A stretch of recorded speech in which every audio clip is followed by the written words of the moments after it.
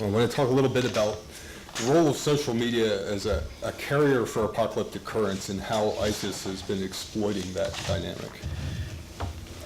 So there are a lot of images that we associate with ISIS. Many of them involve victims of violence, people in orange jumpsuits who are about to be executed or have been executed.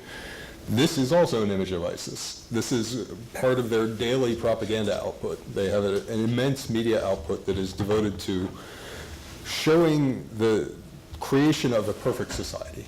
And this is one of the more lyrical efforts at depicting that. But the bulk of the propaganda that ISIS puts out on social media is depicting a utopian society that they are building. They can obviously manipulate this media very well. It doesn't reflect the reality on the ground. But what they want to communicate as frequently or more frequently than the prospect of violence is that they are creating a perfect society which they imagine as the caliphate. And that is essentially a millenarian pitch. They are trying to draw people in for the page on the promise of heaven on earth. And as we know, we've seen this kind of dynamic, this kind of group throughout history.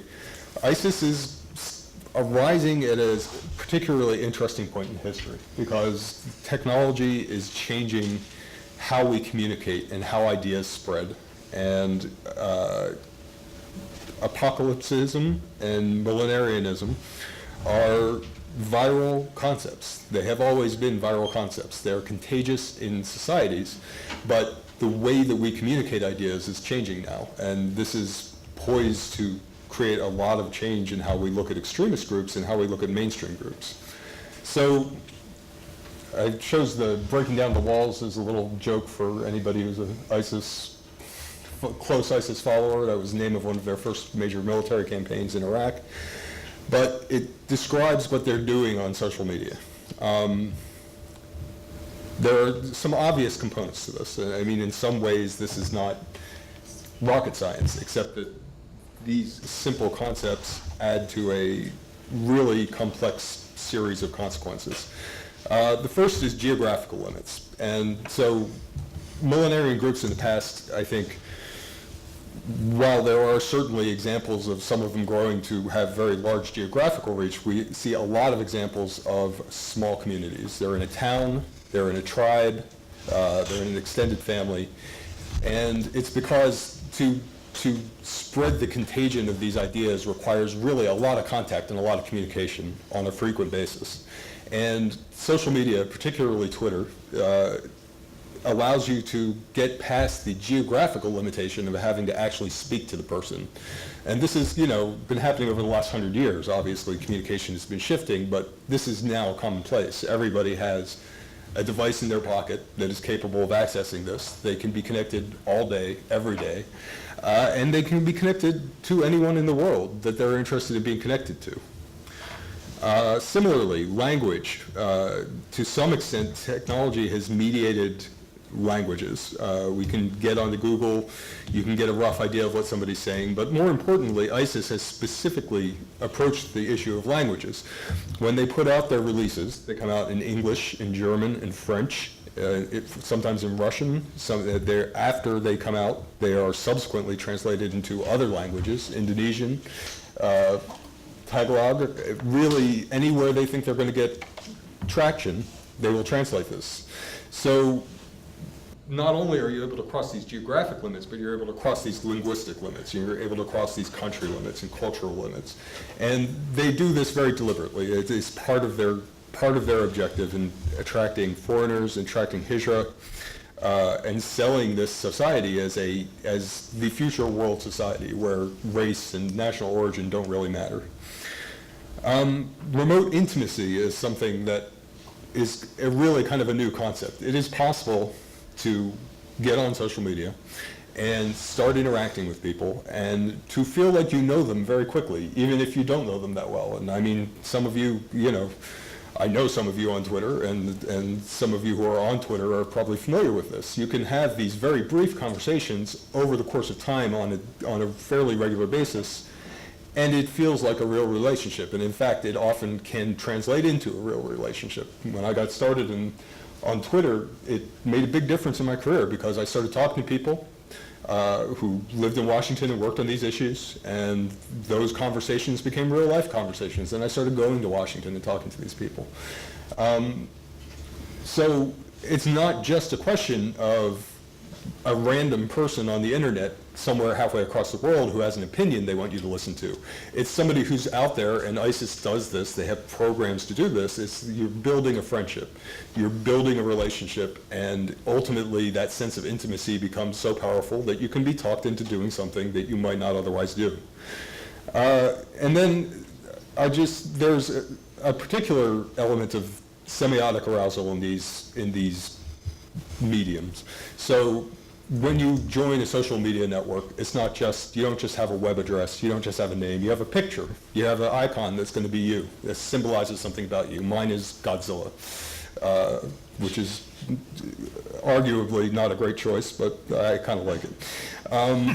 When you look at how ISIS uses symbology in its social media profiles, it is overwhelming and powerful. So the black flag is obviously one of the most common images, and Twitter's current campaign to suspend ISIS accounts has reduced some of the appearance of these symbols. But they use the black flag. They have banners that are used, drawn from some of their publications, some of the images that they put out.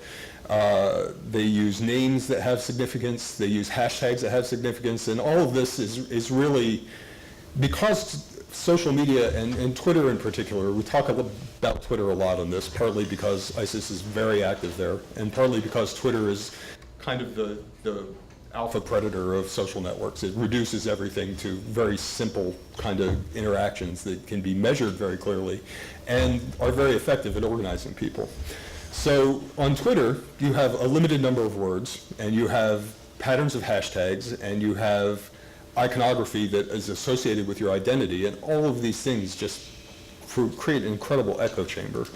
It really allows you to, in a non-verbal way, to reinforce just the general iconic nature of what you're pitching, and just to invoke a whole series of associations that aren't necessarily visible on the surface.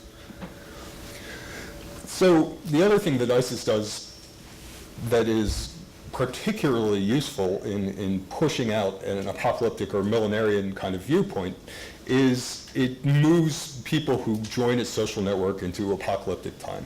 It's creating urgency. Everything is happening now. Now. And again, Twitter is kind of the exemplar of this, but we see them on Facebook and Instagram too.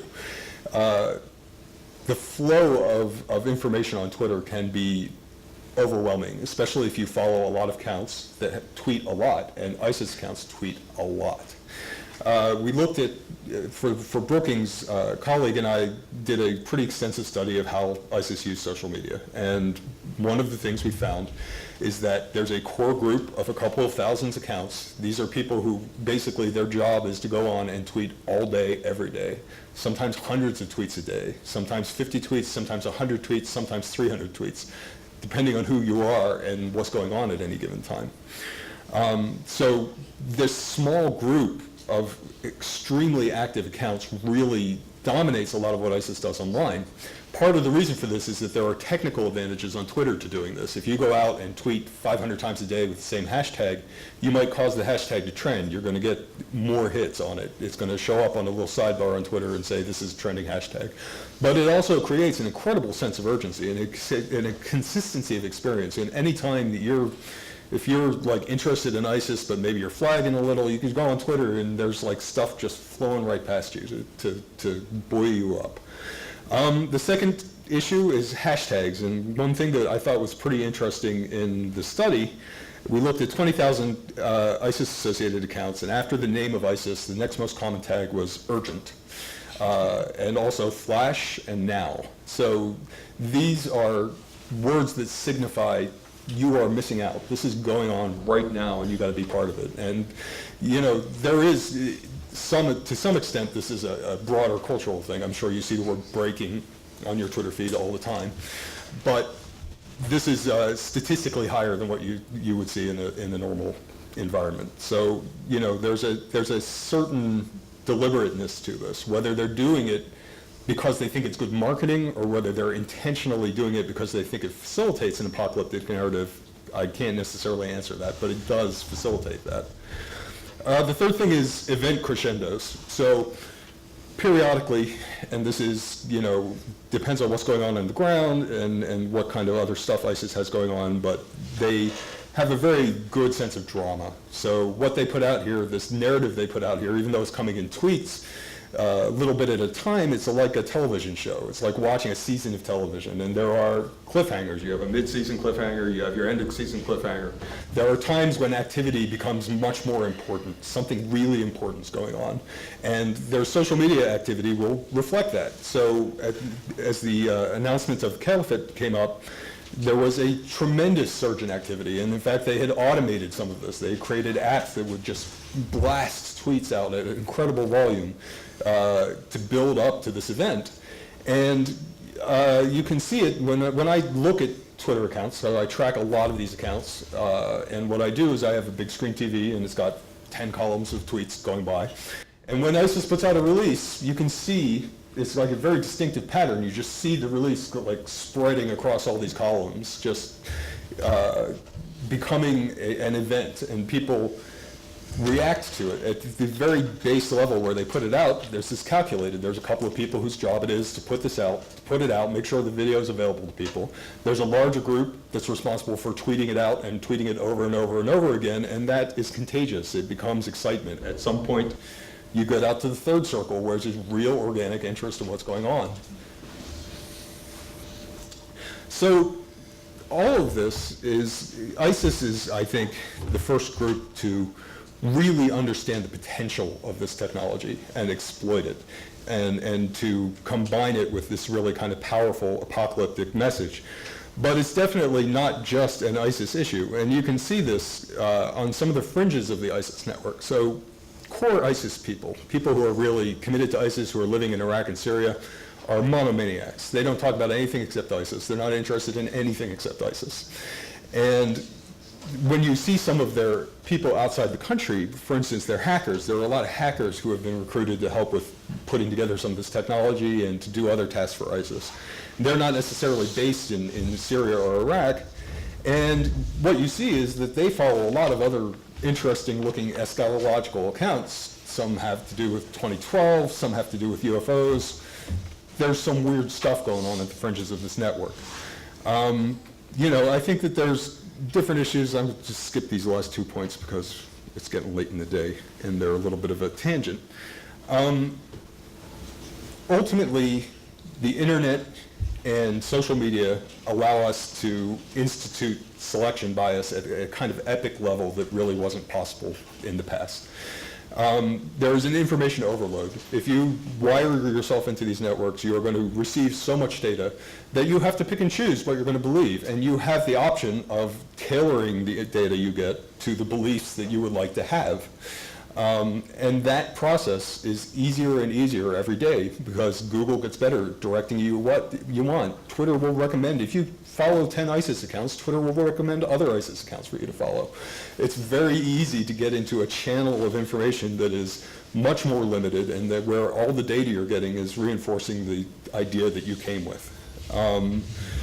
So we also see like it's possible to create very insular communities. So if you look at social media writ large, studies have shown that people who are on social media who use it pretty robustly tend to have a more diverse view of the world, and they tend to have a broader, more inclusive attitudes and to be more rational and sort of employ critical thinking. But for those people who don't get that benefit from social media, they can move into very insular little communities. And right now, the suspensions of Twitter accounts on ISIS is making that effect even more profound. So if you get into an ISIS social network, you are pretty much in that ISIS social network, and you're not going to get a lot of conflicting information. You're not going to get a lot of cognitive dissonance because everybody you're talking to is part of this giant echo chamber. So finally, this is a chart from Google Trends, and on the left, the blue line is interest in martial law. which is a favorite topic of domestic extremists. And the red line is interest in apocalypse. And you can see that certainly there's some divergence here, but there's also some overlap. Well, generally speaking, we're seeing that there's a lot of interest in different kinds of views. More interest in kind of apocalyptic stuff. It's possible when you go out and you see what's going on in the world, you've got much more information about what's happening. You see a horrific earthquake in Nepal. That's going to reinforce your feeling that things are crumbling, that things are going badly. The martial law spike is also an example of how these are manipulable networks. So one of the popular threads right now on martial law has to do with a U.S. military exercise called Jade Helm, which is just a training exercise the military does. It's become the focus of an unbelievable conspiracy theory machine. And so one example of this, somebody sent me a link to a Twitter account that had been devoted to tracking this evil. And it had 20,000 followers, and I was like, how the hell is that possible? And so I downloaded the followers and examined them, and the answer to how that's possible is that 40 or 50% of those followers are Russian bots and trolls that are designed to amplify feelings of unease and paranoia in the United States. And, the whole process of ISIS, and I didn't recap all my previous presentations on this, but ISIS uses social media in an incredibly manipulative way.